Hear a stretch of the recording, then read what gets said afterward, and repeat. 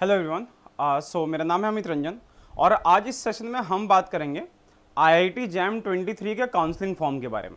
आप फिजिक्स हो, केमिस्ट्री हो, बायोटेक्स हो, मैथमेटिक्स हो, स्टैट्स हो, कहीं से भी हो, तो आपके लिए सेशन बहुत ज़्यादा इंपॉर्टेंट होने वाला है। यहाँ पे हम स्टेप वाइज बात करेंगे कि आपको आईआईटी जैम का काउंसलिंग फॉर्म जो किस तरह से फिल करना है। फॉर्म जो आज ओपन हुए, इसकी डेट रहेगी, लास्ट डेट जो रहेगी दैट विल बी 25 अप्रैल। तो अभी 15-20 दिन का टाइम है। तो 15-20 दिन में हमें मतलब इससे पहले हमें इस फॉर्म को फिल करना पड़ेगा, ठीक है। और चलो स्टार्ट करते हैं कि यहाँ पे कैसे कैसे आपको फिल करना है। एक बात ध्यान रखना, मैं थोड़ी देर में प्रेफरेंस लिस्ट बताऊंगा। प्रेफरेंस लिस्ट आप सारे लोगों को उसी के अकॉर्डिंग भरनी है, चाहे आपकी रैंक कुछ भी हो। अपने रैंक के हिसाब से प्रेफरेंस लिस्ट नहीं भरोगे, समझ गए इस बात को, नहीं तो दिक्कत हो जाएगी। तो जैसे प्रेफरेंस लिस्ट में बता रहा हूं एग्जैक्टली उसी तरह से भरना। मैं सारी चीजें बताऊंगा कि आपको किस में इंटरेस्ट है, किस में इंटरेस्ट नहीं है, किस बेसिस पे आपको कौन सा प्रेफरेंस ऊपर आपको देना चाहिए, तो इसके बेसिस पे हम बात करेंगे, ठीक है। तो प्लीज चैनल को सब्सक्राइब कर लो, वीडियो को लाइक कर दो और इसको अपने दोस्तों में शेयर कर दो जिनका आईआईटी जैम ऑलरेडी क्लियर हो चुका है, सो दैट कि वो भी इस फॉर्म को आराम से भर सके। साथ में ये भी बताऊंगा कि किन बच्चों को फॉर्म भरना चाहिए, किन को नहीं भरना चाहिए। दिस इज वेरी इंपॉर्टेंट, ठीक है। फालतू में, क्योंकि यहाँ पे पैसे लग रहे हैं बहुत ज्यादा, तो ऐसा है कि ऑलरेडी 1800 रुपए दे चुके हो यार, यहाँ पे भी दोगे तो थोड़ा सा अच्छा नहीं लगेगा। तो इसीलिए किन को भरना चाहिए, किन को नहीं भरना चाहिए, उसके बारे में एक एक करके हम बात करते हैं। तो यार देखो ध्यान से चलते हैं यार इस पे। तो सबसे पहले आपके पास इसका पोर्टल खुलेगा, एडमिशन पोर्टल का। एडमिशन पोर्टल में जैसे आप जनरली लॉगिन अभी तक करते आए एडमिट कार्ड डाउनलोड करने के लिए, तो आप वही प्रोसेस रखोगे। आपको ईमेल आईडी, पासवर्ड और उसके बाद फिर आपका जो ये दिया हुआ है आपका क्या बोलते हैं इसको, कैप्चा जो है, ये आपको फिल करना है। ये फिल करते ही आप लॉगिन चले जाओगे, मतलब आपकी आईडी यहाँ पे खुल जाएगी। आपकी आईडी में आपको यहाँ पे इनरोलमेंट नंबर, ये सारी चीजें दिख जाएंगी। अगर आपने क्वालिफाई कर लिया है तो आपको ये वाला बटन अब आपको दिख जाएगा, एडमिशन फॉर्म फिलिंग, ठीक है। यहां पे दिख रहा है ना admission form filling, download score card, और यहां पे हो गया एडमिशन फॉर्म फिलिंग। तो फॉर्म फिलिंग जो है ये अब आपको यहां पे क्लिक करके अब आपको आगे जाना है। तो चलो स्टार्ट करते हैं, आगे चलते हैं। यहां पे आगे जैसे ही जाओगे सबसे पहले आपको अपने पर्सनल डिटेल्स देंगे। यहां पे enrolment ID, name, email, mobile number, date of birth, ये इनमें कहीं पे भी आप एडिटिंग पॉसिबल नहीं होगा, तो यहां पे कोई भी एडिट जो है करने की कोशिश मत करना, ठीक है। अच्छा, यहां पे एक लिखा हुआ कि ये आपको अपलोड करना है कि select a document that will upload to support your Indian nationality. तो इसके लिए आप वोटर आईडी, पैन कार्ड या फिर आपका क्या बोलते हैं इसको, आधार कार्ड। आधार कार्ड है अगर तो वो बेस्ट रहेगा। तो आधार कार्ड जो वो आपको यहां पे अपलोड करना पड़ेगा। तो इसको यहां पे आप अपलोड करना, पीडीएफ फॉर्मेट में रखना, ठीक है। उसके बाद फिर यहां पे आपको कैटेगरी, देखो ऐसा है कि अगर आपने एसटी एससी कैटेगरी से फिल किया तो इसको चेंज करने का ऑप्शन अब आपके पास नहीं है। जनरल, ईडब्ल्यूएस और ओबीसी एनसीएल, क्योंकि मतलब यहां पे आप इसको एडिट करके चेंज कर सकते हो। आप इसको एक बार देख लेना। अगर देखो जब आपने फॉर्म फिल किया होगा, अगर उस टाइम पे आपने जनरल कैटेगरी से फिल किया है तो यहां पे जो है there will be an option, ठीक है। क्योंकि मैं यहां पे ट्राई कर रहा था तो इसका एक्चुअली कैटेगरी था, तो उससे चेंज नहीं हो रहा था क्योंकि इसने ऑलरेडी सपोर्टिंग डॉक्यूमेंट अपलोड कर दिया है, तो उसके बेसिस पे इसका चेंज नहीं हो रहा था। बट यहां पे मैंने अभी तक चेक नहीं किया, किसी ऐसे बच्चे का मैंने देखा नहीं जिनने जनरल से भरा हुआ है, तो एक बार देख लेंगे उसको। अगर है ऐसा तो मेरे को बताना, अदरवाइज मेरे ख्याल से अगर जनरल, ईडब्ल्यूएस और ओबीसी यहां पे 3 में आप अभी चेंज कर सकते हो। अगर आप चेंज कर दोगे, इसको चेंज कर देना। आपको एड्रेस फॉर करस्पॉन्डेंस, ये सारी चीजें आपकी ऑलरेडी फील्ड मिलेगी आपको, तो इन चीजों को आप भर देना। अगर कुछ एडिट करना है तो कर सकते हो, बट मेरे ख्याल से एडिट करने की नीड नहीं है। एड्रेस वगैरह में क्या ही एडिट करोगे, ठीक है। उसके बाद फिर आपका यहां पे क्वालिफाइंग डिग्री, बीएससी जो भी है आपका, discipline of qualifying degree, physical science, physics जो भी आप भर देना। यहां पे क्वालिफाइंग एग्जाम रिजल्ट आपका पास्ड है, अवेटेड है। ऑलरेडी अगर आप पास हो चुके हैं तो पास हो जाना, और अगर रिजल्ट अवेटेड है तो अवेटेड में डालना। लेकिन ध्यान रखना इसका कि सितंबर 1 तक आपका रिजल्ट जो है वो क्लियर हो जाना चाहिए। देखो ऐसा होता है कि ये डेट यहां पे सितंबर 1 है, बट इंस्टीट्यूट जब आपका एडमिशन हो जाएगा ना, तो अलग अलग इंस्टीट्यूट जो होता है इस पे रिलैक्सेशन देता है, जनरली देता है। बहुत सारे लोगों को मैंने देखा अक्टूबर नवंबर तक भी उन लोगों ने अपलोड किया है, ठीक है। तो this won't be a big deal, आप यहां पे इसको अप्लाई कर देना, ठीक है। ऐसी कोई खास दिक्कत नहीं है। अगर बहुत ज्यादा हुआ तो यही होगा, 1000-1200 रुपए जो भी काउंसलिंग की फीस वो आपकी जाएगी, बाकी चीजें ठीक है, कोई दिक्कत नहीं आएगी, ठीक है। तो अगर इसके बाद भी अगर आपकी डिग्री आएगी तो आप भर देना, कोई दिक्कत नहीं होगी, क्योंकि वो कंप्लीटली इंस्टीट्यूट पे डिपेंड करने लग जाता है। उसके बाद यहां पे ना जैम की वेबसाइट पे लिखा हुआ ना, जब आपने अगर अप्लाई कर दिया, आपका एडमिशन एक बार हो गया वहां पे, तो इंस्टीट्यूट डिसाइड करेगा कि आपकी क्वालिफाइंग डिग्री कब तक आपके हाथ में आ जानी चाहिए, कब तक आपको शो करना है वहां पे, ठीक है। अच्छा, अब यहां पे आपको upload the document that will select your nationality, तो वही आपका कोई भी ID proof, Indian ID proof जो है उसको आप यहां पे अपलोड कर देना। उसके बाद यहाँ पे अपलोड कास्ट सर्टिफिकेट, अगर आपने ऑलरेडी कैटेगरी से अपलोड किया हुआ है तो आपका कास्ट सर्टिफिकेट ऑलरेडी, जैसे ST SC कैटेगरी से अगर आप अपलोड किया PWD से, तो यहाँ पे ऑलरेडी अपलोडेड होगा क्योंकि आपने जैम फॉर्म फिल करते टाइम इसको अपलोड किया। और अगर नहीं किया है, अगर जनरल से आपने भरा और आप अपलोड करना चाहते हो तो आप इसको यहां पे आके आराम से अपलोड कर सकते हो, कोई दिक्कत नहीं होगी, ठीक है। इसलिए मैंने बोला ना कि जनरल, EWS और OBC में चेंज करने का ऑप्शन रहेगा फिलहाल, क्योंकि ये ऑप्शन दे रहे हैं यहां पे चूज फाइल का, तो इसका मतलब अपलोड करने का ऑप्शन दे रहे हैं, तभी तो ऊपर मतलब चेंज हो ही सकता ना फिर तो चेंज करने का ऑप्शन जो रहेगा मोस्ट प्रोबेबली। तो आप देखना, देखो 2022 तक की बात करें तो 22 तक में ये था, ठीक है। मुझे बहुत बढ़िया तरीके से याद है, मेरे बहुत सारे लर्नर्स ने मेरे को मैसेज किया था कि सर मेरा जनरल से जनरल था, अब EWS से मैं भरना चाहता हूं, तो उन लोगों ने अपलोड किया था बाद में, इस बात का ध्यान रखना, ठीक है। तो ये होता है, ठीक है। तो ये सारी बातें होगी। उसके बाद अब जरा देखो यहां पे कि आपको क्या अपलोड करना है, upload 10th SSC certificate, 10th का जो सर्टिफिकेट है उसको आप अपलोड करना, मार्कशीट हो तो वो अपलोड करना, या फिर जो फाइनल रिजल्ट जो आता ना, जो डिग्री सर्टिफिकेट आप कहते हैं 10th की, आप उसको यहां पे अपलोड कर देना। उसके बाद क्लास 12 का मार्कशीट जो है ये आपको अपलोड, देखो 10th का सर्टिफिकेट अपलोड करना, या मार्कशीट अपलोड मत करना, सर्टिफिकेट अपलोड करना, और क्लास 12 का मार्कशीट आपको अपलोड करना है, ठीक है। अच्छा, उसके बाद यहां पे आपका हो गया। उसके बाद चलो अगले वाले पेज पे चलते हैं, जो जो चीज अपलोड करनी है उसको एक बार देख लो। उसके बाद upload qualifying degree, first year का मार्कशीट, सेकंड ईयर का मार्कशीट, थर्ड ईयर का मार्कशीट, फोर्थ ईयर का मार्कशीट अगर है तो, ठीक है। ये दोनों मैंडेटरी है, फर्स्ट और सेकंड ईयर का मार्कशीट जो वो आपको अपलोड करना ही पड़ेगा, ये मैंडेटरी है, ठीक है। अगर मान लो कि ऐसा हो रहा है कि आपका फर्स्ट और सेकंड ईयर का मार्कशीट अगर एक साथ आया हुआ है, बिकॉज ऑफ कोविड ऐसा हुआ था, 2-3 साल पहले से ये चल रहा था, तो उस केस में आप ऐसा करना कि दोनों जो मार्कशीट है ना उनको दोनों में अपलोड करना, यहां पे भी अपलोड करना, यहां पे भी अपलोड करना। जब वो रेक्टिफिकेशन के लिए आपको मेल करेंगे तो उनको वहां पे रिप्लाई में कर देना कि देखो मेरा जो रिजल्ट था फर्स्ट और सेकंड ईयर का अटैच्ड आया था, तो इसीलिए मैंने उसको साथ में अपलोड किया। ऐसी कोई दिक्कत नहीं थी। इवन अगर आपके तीनों साल के मार्कशीट एक ही साथ है तो भी आप तीनों में अलग अलग करके सेम PDF को अपलोड करना, कोई दिक्कत नहीं आएगी, ट्रस्ट में कोई प्रॉब्लम नहीं आती है। बाद में उनको मेल करके बता देना कि ऐसी है, ऐसी बात है, वो समझ जाते हैं उस चीज को, ठीक है। ये आपका हो गया।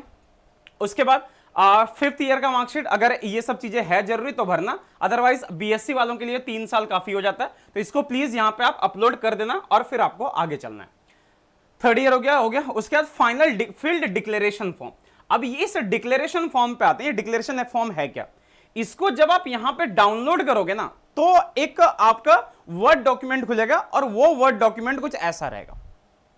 है क्या यहां पे देखो, इसमें है क्या कि जैसे आप किसी पर्टिकुलर कोर्स में अप्लाई कर रहे हो, जैसे फॉर एग्जांपल इन्वायरमेंटल साइंस में अप्लाई कर रहे हो, मेडिकल फिजिक्स में अप्लाई कर रहे हो, या किसी में अप्लाई कर रहे हो, और वहां पे अगर ऐसा मांग दिया कि आपका जो है एक सब्जेक्ट मैथमेटिक्स कंपलसरी होना चाहिए, या फिर आपका एक सब्जेक्ट केमिस्ट्री या बायो कंप्लीट होना चाहिए, तो अपने मार्कशीट का जो है ना, मार्कशीट में आपने कौन सा कोर्स किया है वो यहां पे लिखना, ठीक है। और वही हो गया, जैसे ना name of the course to be considered for MEQ, तो कोर्स कोड के साथ, जैसे आपका हो गया इन्वायरमेंटल साइंस हो गया, तो इन्वायरमेंटल साइंस का जो आपका कोर्स कोड रहेगा उसके साथ अपने मार्कशीट में जो आपका सब्जेक्ट है, जो उसको सपोर्ट करने के लिए जो आपने सब्जेक्ट अपने BSc में ले रखा है या क्लास 12 का अगर है, तो उसको आप यहां पे मेंशन कर दोगे। अगर आपने अलग अलग, जैसे है ना कि जैसे आप चेक करना उसको कि जियो फिजिक्स का अगर कोई एडिशनल क्राइटेरिया है कि आपके 12 में या आपके ग्रेजुएशन में कोई एक स्पेसिफिक सब्जेक्ट होना चाहिए, तो वो सब्जेक्ट का नाम जो आपके सर्टिफिकेट में रहेगा,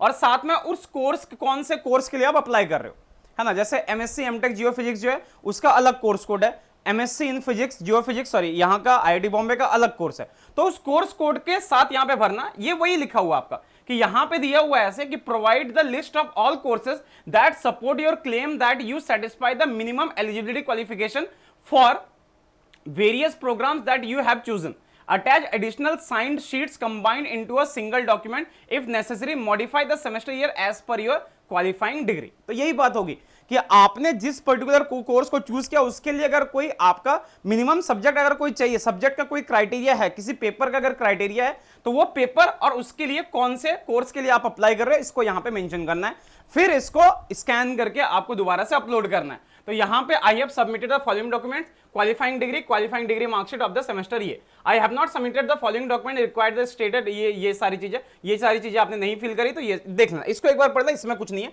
मेन जो था वो आपको ये वाला बताना था, तो प्लीज एक बार इसको आप देख के फॉर्म को इसको फिल करके फिर वहां पे ले जाके अपलोड कर देना, ठीक है।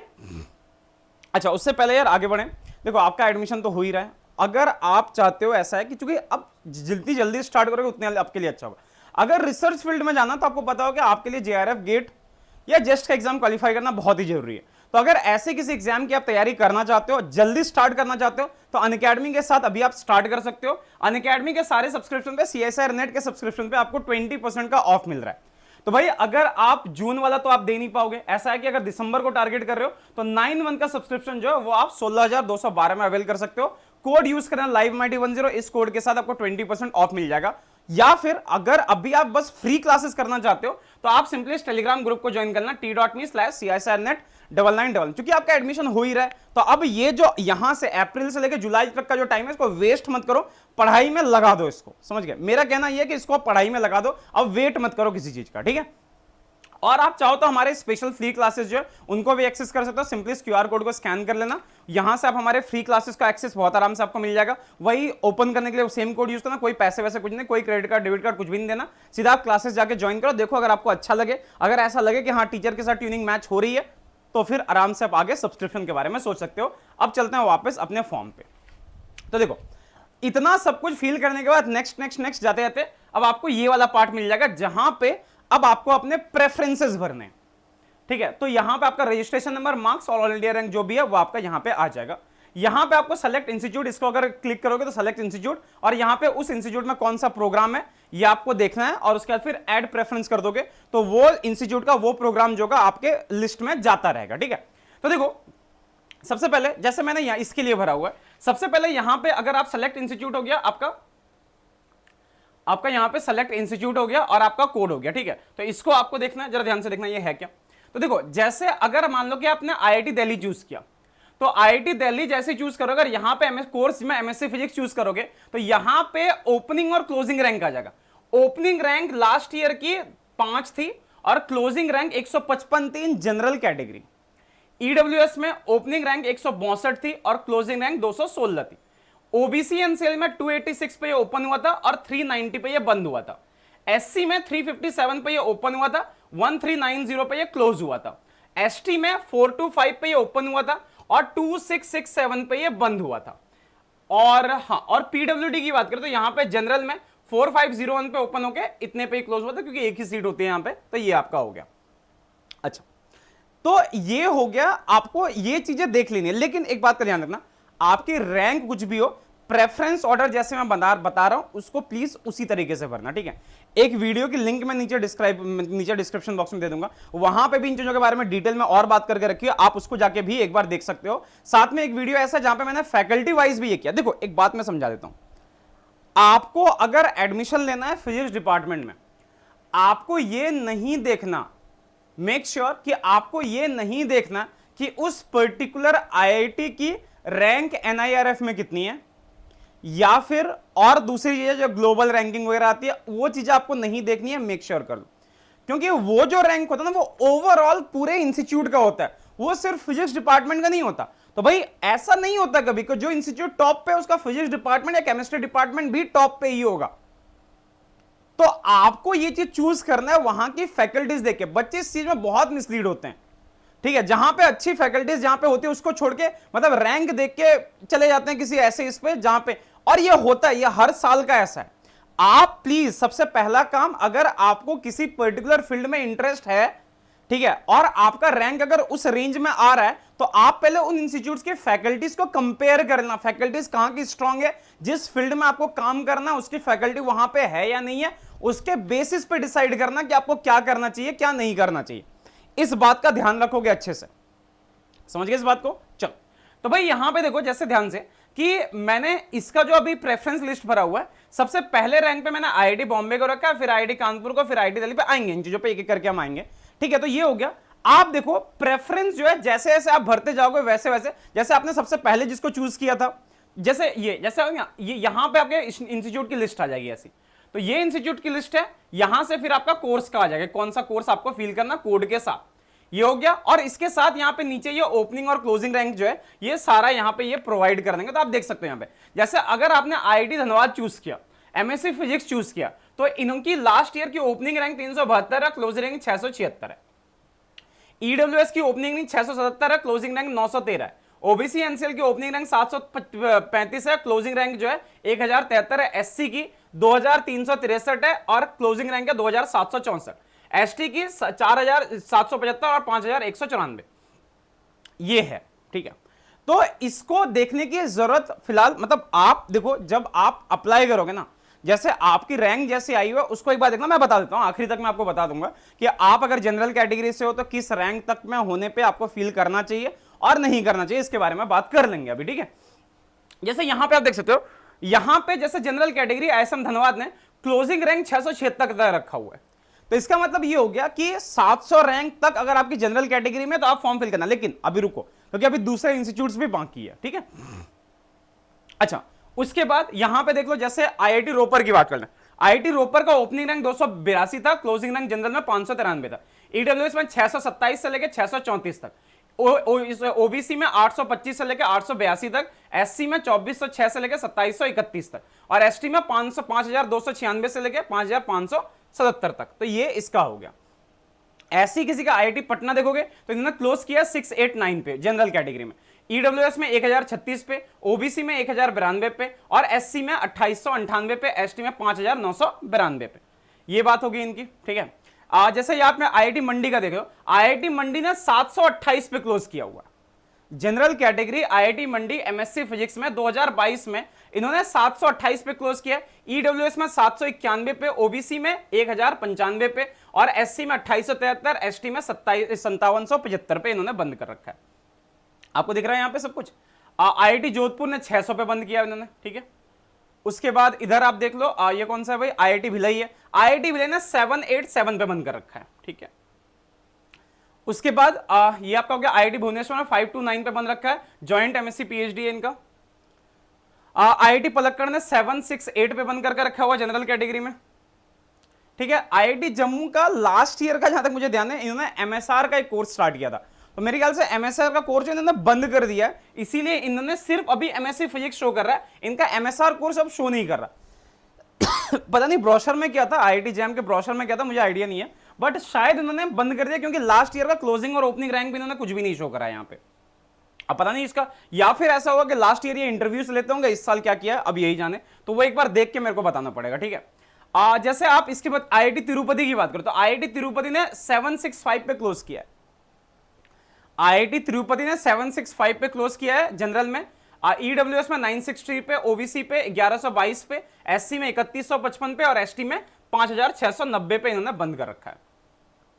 आईआईटी बॉम्बे हो गया, इसका जियो फिजिक्स हो गया, इसने 27 पे ओपन किया था, 392 पे क्लोज किया है, ईडब्ल्यूएस में 574 पे ओपन करके 604 पे क्लोज किया, और ऐसे ये सारी चीजें, ठीक है। अच्छा, अब आते हैं, ठीक है। अब जरा देखो यार, पहले एक बात मैं आपको समझा देता हूं, एक चीज क्लियरली यहां पे मैं मेंशन कर देता हूं और उसको समझ लो ध्यान से, जितना जल्दी आपके समझ में आ जाएगा उतना अच्छा रहेगा।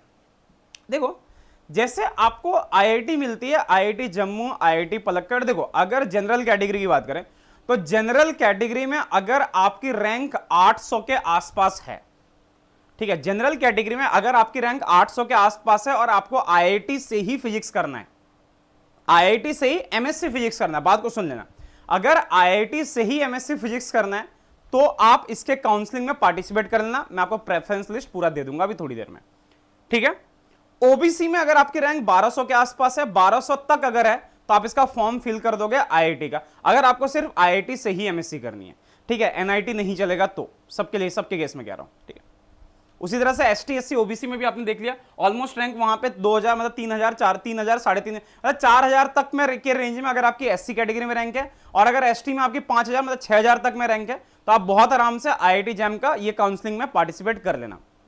बट मेरा सजेशन है कि देखो, अगर लोअर आईआईटीज मिल रहे हैं आपको, लोअर आईआईटीज जैसे मिल रहे हैं, जैसे फॉर एग्जांपल आपका हो गया, जैसे आईआईटी तिरुपति हो गया, या आईआईटी आपका भिलाई हो गया, या जम्मू हो गया, तो इन तीन चार को लेने से बेटर है कि आप इसका फॉर्म छोड़ के, ठीक है, इसका फॉर्म छोड़ के आप एनआईटी राउरकेला का फॉर्म भर दो, या फिर जो सीसीएमएन का ये होगा ना आपका, जब ओपन होगा काउंसलिंग का, तो आप उसको भर देना, वो आपके लिए ज्यादा बेटर होगा, क्योंकि फैकल्टी कंपेयर करना, मैं अपने मुंह से नहीं कह रहा हूं, ऐसे नहीं कह रहा हूं, आप जाओ और उनके फैकल्टीज की लिस्ट चेक कर लेना, ठीक है। आप रिसर्च कौन कौन से फील्ड में हो रहा है जाके एक बार देख लेना, उसके बाद इस डिसीजन को लेना, ठीक है। लेकिन हाँ, सिर्फ अगर आपको आईआईटी चाहिए तो मैंने आपको बता दिया कि जनरल कैटेगरी में लगभग 800 के आसपास अगर आपको रैंक है तभी भरना, ओबीसी कैटेगरी में जो हो गया लगभग 1200 रैंक के आसपास, एसटी एससी कैटेगरी में लगभग 4000 के आसपास, और अगर एससी कैटेगरी में 6000 के आसपास रैंक है तो आप आराम से इसको भर देना।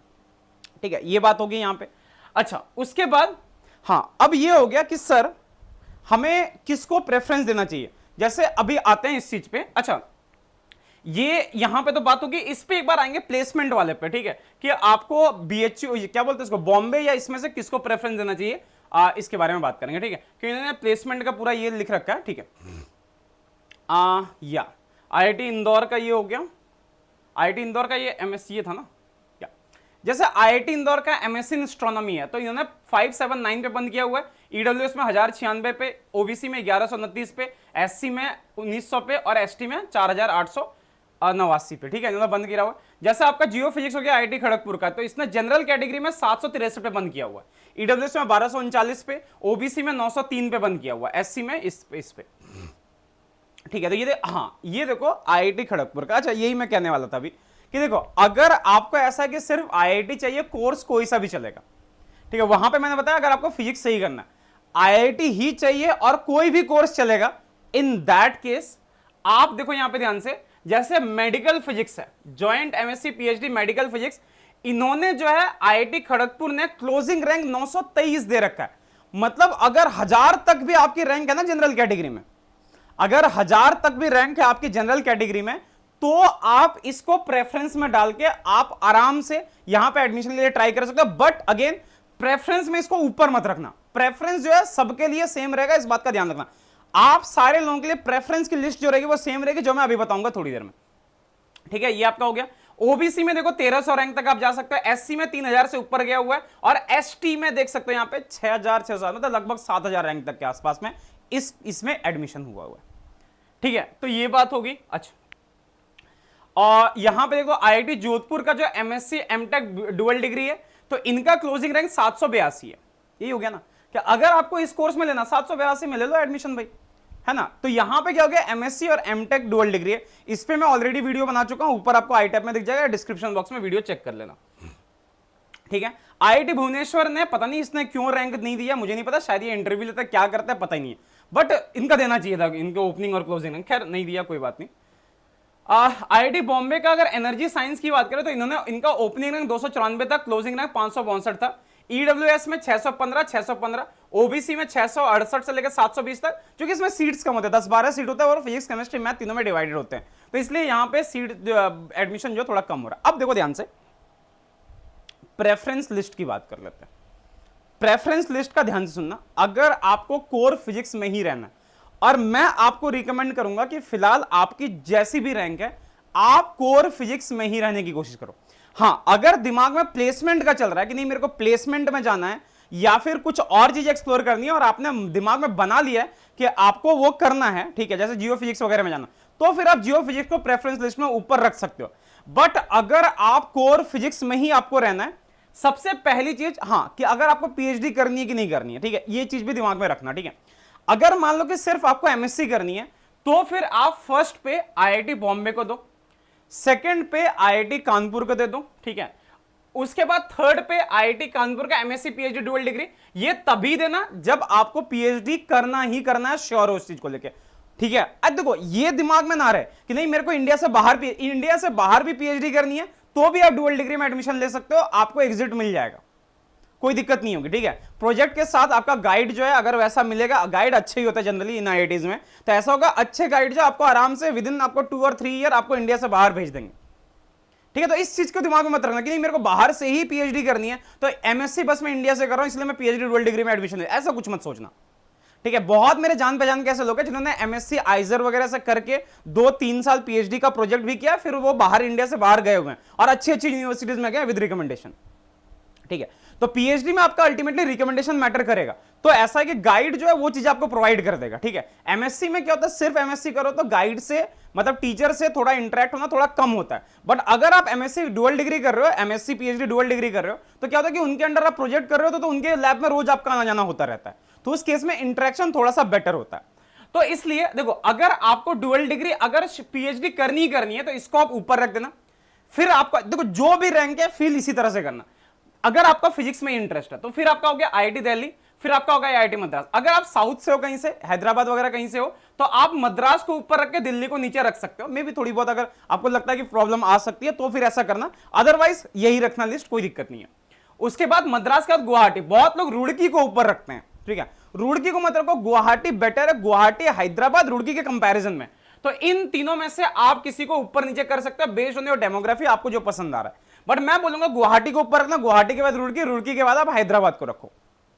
उसके बाद खड़गपुर का आपका हो गया ज्वाइंट, क्योंकि खड़गपुर में एमएससी फिजिक्स नहीं है, यहां पे ज्वाइंट एमएससी पीएचडी है, तो इसीलिए इसको थोड़ा सा नीचे रखा हुआ है। अगर आपका मन है कि नहीं मेरे को पीएचडी करनी है, तो इसको उठा के ऊपर लेके चले जाना, यहां पे लेके आ जाना, ठीक है, तो आपको मिल जाएगा, ठीक है, रैंक के अकॉर्डिंग जो है आपको मिल जाएगा आराम से, ठीक है। उसके बाद गांधीनगर, गांधीनगर के बाद इंदौर का एमएससी फिजिक्स, इंदौर का एमएससी पीएचडी डुअल डिग्री नहीं, इस बात का ध्यान रखना, ठीक है। सॉरी, पीएचडी डुअल डिग्री नहीं, एमएससी का एस्ट्रोनॉमी नहीं, क्योंकि आप फिजिक्स में देखो एस्ट्रोनॉमी क्या होगा, एक टाइम के बाद वो क्या होगा कि वो फील्ड बिल्कुल सेपरेट हो जाता है। बट मेरा कहना ये कि फिलहाल एमएससी में ही रहते हुए फिजिक्स को ही पहले एक्सप्लोर कर लो, पीएचडी में आप एस्ट्रोनॉमी, एस्ट्रोफिजिक्स इस तरह के टॉपिक्स में जाना, ताकि आपको क्लियर आइडिया रहेगा। लेकिन ऑलरेडी अगर माइंड मेकअप कर चुके हो, आपने ऑलरेडी बीएससी में या कहीं पे आपने क्या बोलते हैं इसको, एस्ट्रो से रिलेटेड अगर प्रोजेक्ट कर रखे हैं, तो फिर आप एस्ट्रोनॉमी में चले जाओ। बट फिलहाल के लिए मैं मना करूंगा कि अगर आपने कोई किसी टॉपिक को एक्सप्लोर नहीं किया है, तो किसी स्पेशल ब्रांचेस में जाने की नीड नहीं है। इसलिए मैंने आईआईटी इंदौर को ऊपर रखा है, एमएससी जो आईआईटी इंदौर का एस्ट्रोनॉमी उसको नीचे रखा है। उसके बाद आईआईटी रोपर हो गया, भुवनेश्वर हो गया। भुवनेश्वर को नीचे डालने का रीजन वही फिर से कि आपका इसका जॉइंट एमएससी पीएचडी। सिर्फ अगर आपको एमएससी करनी है तो फिर ऐसे ही रखना, और अगर आपको पीएचडी भी करनी है तो इसको थोड़ा सा ऊपर रख सकते हो।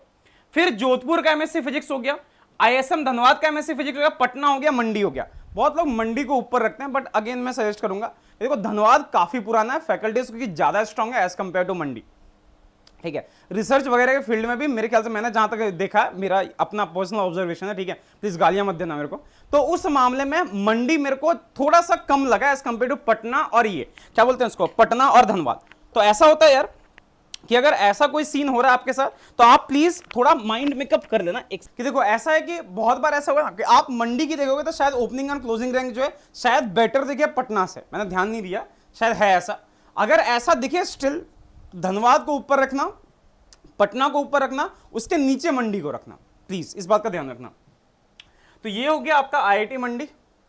देन यहां तक बात कर लिया हमने मंडी तक। मंडी के बाद भिलाई, पलक्कड़, जम्मू, तिरुपति, इनको रख सकते हो। हाँ, अगर आपका इंटरेस्ट ऐसा आ रहा है कि नहीं मेरे को जियो फिजिक्स वगैरह में जाना, प्लेसमेंट्स वगैरह में जाना है, तो फिर बॉम्बे का जो ये ना, कहां गया, आईआईटी बॉम्बे का कहीं मैंने रखा था, आईआईटी बॉम्बे का जो ये था क्या बोलते हैं इसको, जियो फिजिक्स, उसको आप ऊपर रख सकते हो। उसके नीचे आप आईएसएम धनबाद को रख सकते हो। देखो आईएसएम धनबाद और बॉम्बे में अलग अलग लोगों के ना अलग अलग बातें चल रही होती है, ठीक है कि नहीं, धनबाद का एमएससी टेक बेटर है जियो फिजिक्स वाला, बट यार एमएससी टेक जियो फिजिक्स 3 साल का हो जाता है, और आपका ये जो है एमएससी अप्लाइड जो है आपका जियो फिजिक्स, वो आपका 2 साल का ही है। तो वो एक जगह पे 2 साल के बाद प्लेसमेंट मिल रहा है, एक जगह 3 साल के बाद प्लेसमेंट मिल रहा है। चॉइस आपकी है, ज्यादा अगर चीजों को एक्सप्लोर करना है तो आईएसएम धनबाद जाओ, और आपको लग रहा है कि नहीं थोड़े कम टाइम में ही प्लेसमेंट लेना है, तो फिर भाई आप आराम से आईआईटी बॉम्बे चले जाओ, ठीक है। अच्छा, उसके बाद एनर्जी साइंस डिपार्टमेंट हो गया, या फिर आपका और दूसरा जैसे एमएससी एस्ट्रोनॉमी हो गया, ये डिपेंड करता है आप लोगों के ऊपर। देखो एनर्जी साइंस में बता देता हूं, यहां पे आपको अगर फिजिक्स के आप स्टूडेंट हो तो केमिस्ट्री, मैथमेटिक्स के भी बच्चे रहेंगे, तो आपको केमिस्ट्री वगैरह भी पढ़ाया जाएगा। डिपार्टमेंट बुरा नहीं है, डिपार्टमेंट काफी अच्छा है वो, ठीक है, अभी एकदम न्यूली बना हुआ है वहां पे आईआईटी बॉम्बे में। आप जाओगे मेन गेट के जाते ही दाहिने साइड में मिल जाता है, अच्छा बड़ा डिपार्टमेंट है, तो जाके आप उसको मतलब देख लेना, डिपार्टमेंट बहुत अच्छा है। बट चॉइस आपकी है कि आपको अगर कोर फिजिक्स में ही रहना है तो फिर इसको थोड़ा सा आप नीचे रख देना, ठीक है। आपकी रैंक जैसी भी हो, प्रेफरेंस लिस्ट जो प्लीज ऐसी ही रखना। हाँ, आईआईटी बॉम्बे के इस डिपार्टमेंट में क्या आपको ये मिलेगा, क्या बोलते हैं, स्टाइपेंड मिलेगा, 6000 या 10,000 का स्टाइपेंड है, तो वो थोड़ा सा अच्छा हो सकता है आपके लिए। अगर आपको लगता है कि नहीं इतना खर्चा नहीं उठा सकते, तो फिर ठीक है, तो फिर बेटर है कि उसी में आप चले जाओ, वो ज्यादा आपके लिए सही रहेगा। ये सारी चीजें जब आप भर दोगे तो भाई आई होप आप लोगों को ये लिस्ट क्लियर होगी, ठीक है। बॉम्बे, कानपुर, दिल्ली, मद्रास, गुवाहाटी, रुड़की, हैदराबाद, खड़गपुर, गांधीनगर, इंदौर, रोपर, भुवनेश्वर, जोधपुर, आईएसएम धनबाद, पटना, मंडी, ये आपको मैंने दे दिया। उसके बाद फिर आपका हो गया गांधीनगर, इंदौर, रोपर, ये तो मैंने बता दिया आपको, मंडी, उसका भिलाई, पलक्कड़, जम्मू। अब देखो भिलाई, पलक्कड़, जम्मू, इन सब के कंपैरिजन में अगर आपको फिजिक्स ही चाहिए ना, यहां तक तिरुपति तक में अगर आपको फिजिक्स से चाहिए, तो फिर यार आप सीसीएमएन के काउंसलिंग के थ्रू आप वहां पे अप्लाई कर देना। मेरे ख्याल से राउरकेला, शिवपुर, त्रिची ये थोड़े अच्छे हैं as compared to this, but ठीक है, लेवल एक जैसा है, क्योंकि जम्मू मेरे को एकदम नया लगा था उस टाइम पे जब मैंने चेक किया था, इसमें 7 या 8 फैकल्टीज ही थे। तिरुपति वगैरह में थोड़े बेटर हैं, स्ट्रांग है, बट एक बार उसको खुद से चेक कर लेना, ठीक है, उसके बाद डिसाइड करना कि आपको कहां जाना है और कहां नहीं जाना है। बहुत सारे कैंपसेस के वीडियोस है मैंने ऑलरेडी बना रखे, ऊपर आपको आई टैब में दिख जाएगा, नीचे डिस्क्रिप्शन बॉक्स में चेक कर लेना उसको, तो उनको भी जाके एक बार देखना। उन जो बच्चे हैं वहां पे इंटरव्यूज में, चाहो तो उनसे बात कर देना, उनके ईमेल आईडी में प्रोवाइड करवा दूंगा, आप उनसे बात करके एक बार देखना, या फिर मेरे टेलीग्राम ग्रुप से उनको एक्सेस कर लेना, उनसे बात हो जाएगी, ठीक है। आराम से बात करके फिर आगे आप डिसाइड करना कि आपने क्या करना चाहिए, क्या नहीं करना चाहिए। उसके बाद जब इतनी सारी चीजें आप भर दोगे तो आपको आखिरी में डिक्लेरेशन फॉर्म भरना है। आपको अपने पर्सनल डिटेल्स वगैरह आपने अगर चेक कर लिया तो आखिरी में आप डिक्लेरेशन में आ जाओगे, that a particular stated me is correct, I have read the admission brochure, ये वो फलाने का, I also understand the fulfilment of ER and ये, I also understand the decision of JAM 23, I further understand, इतना कर लोगे, फिर उसके बाद यहां पे सीधा पेमेंट वाले में जाना, आपको पेमेंट कर देना, बस काम खत्म। इतना सा ही प्रोसेस है यहां पे। तो आई होप आपको चीजें समझ आ गई। स्टिल अगर आपके दिमाग में कोई डाउट है, वीडियो पहले पूरा देख लेना, उसके बाद अगर डाउट आए तो प्लीज कमेंट सेक्शन में अपने क्वेश्चन पूछ लेना, ठीक है। आपसे जल्दी मिलेंगे हम ऐसे और वीडियोस के साथ। प्लीज चैनल को सब्सक्राइब कर लो, वीडियो को लाइक कर दो। जल्दी मिलते हैं आपके साथ, तब तक के लिए tata, take care, bye bye and thank you so much.